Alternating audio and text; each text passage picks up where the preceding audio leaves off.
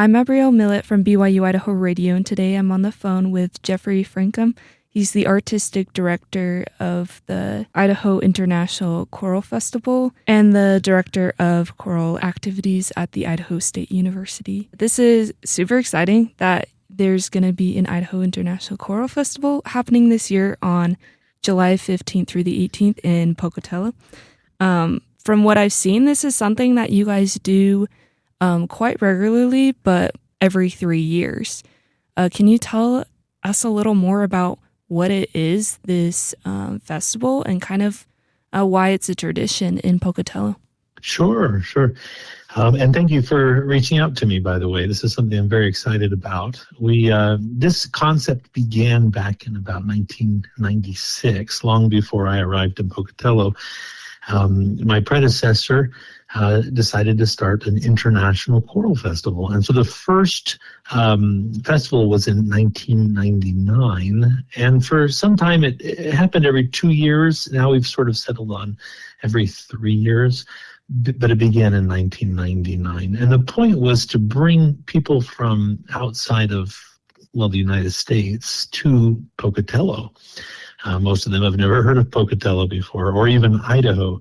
So bringing them here and getting to introduce them to our culture and our wonderful communities here in southeastern Idaho has been a pleasure, has been very exciting actually for all of our visitors who talk each year about coming back the next time. And so many of our choirs have been here before, and they just love the community so much that they wanted to return. Yeah, it seems very, very cool to do something that it invites choirs from across the world to Pocatello. Like you said, it's not known by everyone, and even in Idaho.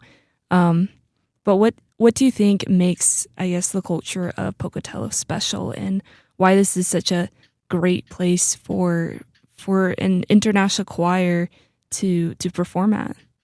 Well, there are a lot of international choral festivals around the world, but most of them charge their choirs to come, and that's how they pay for the food and the housing and everything else. Or they require them to find their own apartments or hotels. We cover all of the expenses for our choirs. So many of our choirs come from South America or China or the Philippines, and they're already spending a good amount of money on just the plane tickets to get here. So all they have to do is get themselves here, and then they get to everything else is free. And so that's one of the reasons they just love coming to Pocatello. Now, you mentioned the culture, of course. They live with host families. That's how we save money. So people take them in and keep them for the week.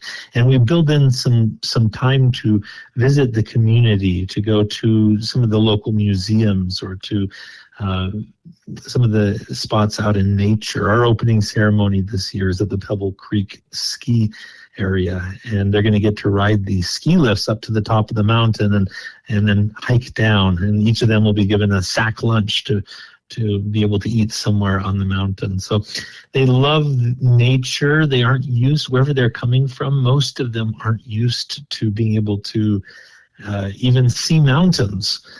Some of them are surrounded by trees, and others are in the desert. And so coming here, for them, it just blows their mind that they can see from one mountain all the way to another.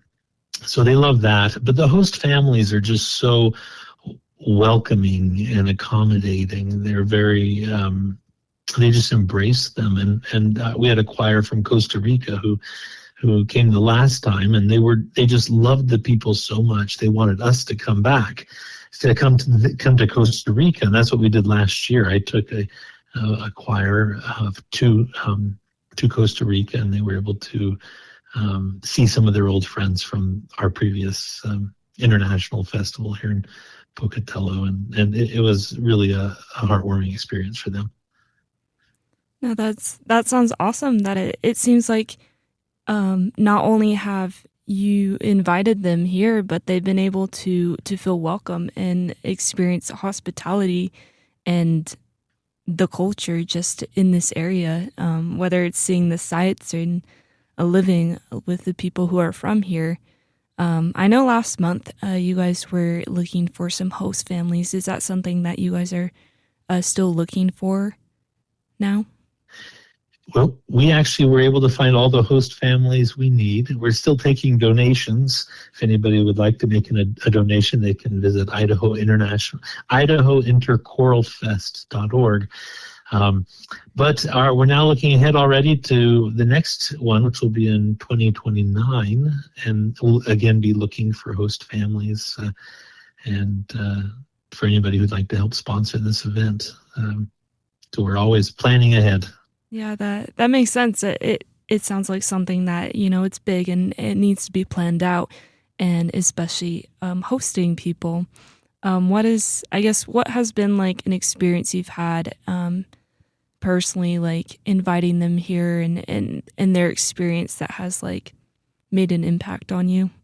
So this is my first time doing the International Choral Festival here. I moved here 2 years ago from New York. I was quite involved with an international choral festival down in Argentina, where I lived for 6 months in 2023. And that sort of inspired me to even apply for this position here at Idaho State University, where we'd be able to do something similar every 3 years. So I've had many experiences being able to welcome these international choirs to either New York or even to Argentina when I was there. I haven't had that experience yet here in Pocatello, but I did reach out to all of the choirs that had participated previously. These are choirs from Poland and China and Spain, Philippines, Lithuania, Thailand, Switzerland. This year, for the first time, we have a choir from Kazakhstan. We've had choirs from Taiwan and Brazil and Romania. I've reached out to all of these choirs, and each and every one of them responded, hey, either we're coming this year or we can't come this year, but please put us down for 2029 because we had such a great experience the last time. And once they get here, these choirs, from South Korea are able to mingle with other choirs from Brazil. And, we see this kind of unity sometimes in soccer right now. We see, teams coming together and being kind of unified and being friends with each other. But we also see a deep division in society right now, all over the world. And this festival actually helps break down those walls. We closed the festival with a combined number. All 250 singers will be on stage singing actually two different pieces, and they really are able to see that. They're able to make friends with people from other cultures, especially from here in the United States, and some of them, it's been difficult for some choirs to come this year. There's been a little bit of animosity in the news in other countries and such. And so, we've had some choirs fall through. And then also, we had an Ebola outbreak in Congo, and they were planning on coming, a choir from Congo, and they just had to back out a few weeks ago due to Ebola. So it's been a little bit difficult this year compared to years in the past. But we're very excited about the choirs that we have that are coming this year. And this year, our participating choirs are from Lithuania, Kazakhstan. We've got 3 choirs that are connected to China, but are from the United States. One is from New Jersey, one is from California, one is from Salt Lake. We also have the ISU Alumni Chamber Choir that's going to be featured, and we have a regional high school honor choir. And we have about 50 high school students from across this region who have all signed up to come and rehearse for a week and then perform at our concerts. Oh, that's amazing. And I kind of like what you said. I think it's something that definitely bridges and unites cultures. I think music has that power to really unite people from different places. I just think it's something that it definitely helps. It connects us. How have you seen that? I know you expressed that you've worked with other international choral kind of events and things like that. What to you? What is, I guess, like the power of music in uniting people across the world? You know, I have, back in 2017, I took my choirs on tour for the first time internationally. And I took them to Spain, and we walked the Camino de Santiago. And as we walked the Camino, we met people from over 50 countries. And I was just so impressed at how my students, some of them had, they were very sheltered, and they hadn't never met anybody from even another country before, and certainly had never left the United States. And as we walked with these individuals, they realized that, you know what, they're just like me. And they made lifelong friends as we walked to the Camino de Santiago. It had such a huge impact on me and on my choir that I started doing it every year. We went to Germany, we went to Peru, but none of those experiences had the same impact as this pilgrimage in Spain. And so I did it again in 2022, and we're doing it again next year. And we've invited Boise State University, the Meister Singers, to join us on this pilgrimage where we're going to walk 500 miles after singing this gorgeous piece about this pilgrimage, the Camino de Santiago. So getting to see the impact a pilgrimage has on my singers, that's something that I've kind of wanted to replicate, but here at home. And so that's sort of what we're trying to do here with this International Choral Festival. In a way, each of these choirs are going on a pilgrimage. They're coming here. They're making huge financial sacrifices in order to come. Now, once they get here, yes, the music is important. We're going to be singing incredible music, but it's not competitive. Other international choral festivals are competitive. Somebody walks away with first place or second place. This one is not competitive. It's about allowing these choirs to mingle. And so we've got some social activities that are meant to kind of help them, become friends with each other. As I mentioned, the host families do get to spend time with them, especially on Saturday morning. And some of them are going to go to lava hot springs and so forth. During our week, we have a swim party at the Ross Park Aquatic Center here in Pocatello, which is a fantastic swimming pool with water slides and everything else. And that's going to be from 9 o'clock p.m. until 11 o'clock p.m. So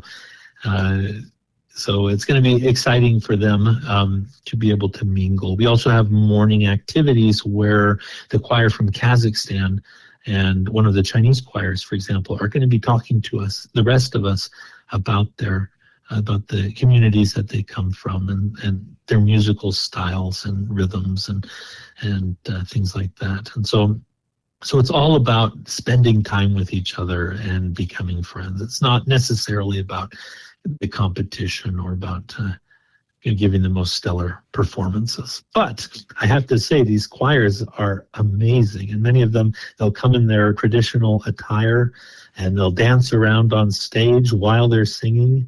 And our audiences are going to be quite impressed at the caliber of singing from these ensembles.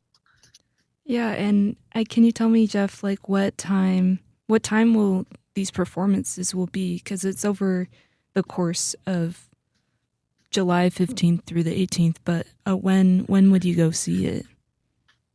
Correct. So beginning on the 15th and every night of the week, there will be concerts at 7 o'clock p.m. at both Jensen Hall, which is at the Stevens Performing Arts Center. It's our huge concert venue here. And then also at Goranson Recital Hall, which is in the Fine Arts Building at Idaho State University. So these concerts will be happening simultaneously, 3 choirs in each venue. Individual adult tickets are $10. You can get a family pass for $25, or you can get a pass for the entire week. Individuals, if you pay $30, you get an all events pass, and that'll get you in for the entire week to all of the concerts you want to attend. Saturday evening is the gala concert. All of the choirs will be featured, each of them for about 10 minutes. The other concerts are much longer. Each choir performs for about 45 minutes. And then at noon, or at 11:30 until 12:30, I should say, lunchtime, there's also going to be concerts on the Idaho State University quad. And bring your own lunch and come and enjoy hearing three to four choirs perform each day from 11:30 to 12:30. And that's only on that's only on Thursday and Friday. So Wednesday to Saturday, evening concerts at 7 o'clock in Goranson and Jensen, and then Thursday and Friday, lunchtime concerts on the ISU quad from 11:30 to 12:30.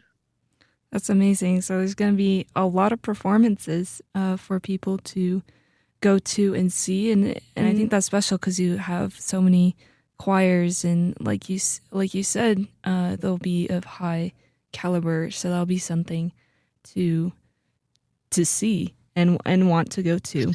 And you would get the tickets online at the website? Yes, at Idaho interchoralfest.org. I think one thing that I really like that is said on the website is that this is kind of a cultural diversity and music event, and I think that's a perfect description. I mean, you've described it even further as it's a way to get to know and to build relationships with these people from all kinds of places through music and through their cultures. What do you think is a way that what is something you could say for someone who's deciding to attend or go to this festival? What is something you could say to encourage them to go? Well, for people who love choral music, this is something they will not want to miss. In fact, I know of people from New York and Wisconsin who are coming just to attend. They aren't performers. They just are coming to listen and to attend as many concerts as they can. So for the choral people, this is a once-in-a-lifetime opportunity. And for those who have never experienced something like this before, it's going to be transformative. They're going to get to hear these choirs perform music from their own cultures. They'll hear Chinese choirs performing music in Chinese attire and in the style that it is performed in China. They're going to hear a Lithuanian boys choir of 50 to 60 young boys who are going to be singing, and this choir from Kazakhstan, an all women's choir. And they all identify as Muslim. They're all Muslim, and so we're really excited to be able to learn from them and to hear their music. And I think people from Pocatello who've never heard anything like this before, I think they would leave feeling like they're better people than when they went to the concert. I think there's something that's so eye-opening when you, like you said, when your students, like when they met people from different cultures and things like that, it just opens our eyes to how similar we are, even though we all come from very different places, that there's a lot of human aspects that are very shared through different cultures. Is there anything you would like to add to say more about this International Choral Festival? Just encourage everyone to come and to support what we're doing and to support those individuals who've sacrificed so much financially to be able to come to Idaho, southeastern Idaho, and I know that they'll be glad that they came. Yeah, thank you so much. Again, this is Abrielle Millett from BYU-Idaho Radio, and today I've been on the phone with Jeffery Francom. He's the artistic director for the Idaho International Choral Festival, and he is also the director of choral activities for Idaho State University. Thank you so much. Again, this is happening on July 15th through the 18th in Pocatello. So look forward to that. That's coming up soon. So thank you so much, Jeffery, for your time and speaking today about this. My pleasure. Thank you.